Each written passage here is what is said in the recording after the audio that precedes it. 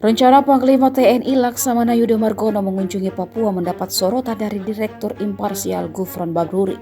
Gufron bahkan mengatakan Laksamana Yudo tak perlu datang ke Papua jika hanya kunjungan simbolis.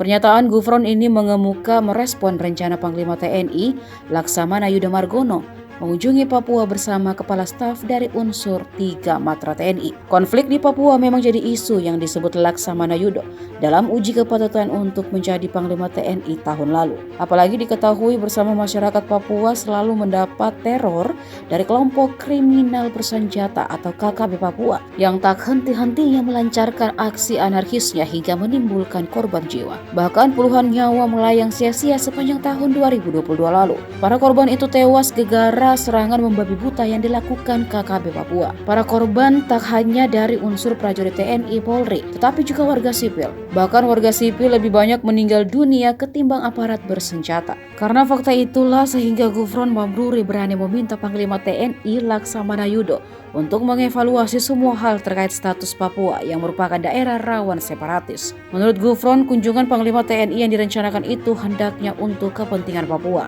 Dikatakannya pula kunjungan Panglima TNI kali ini harus dibarengi dengan evaluasi terhadap kebijakan dan operasi keamanan yang dilakukan selama ini. Menurut Gufron, kunjungan Panglima hanya akan berdampak jikalau ditunjukkan untuk mengevaluasi kebijakan keamanan.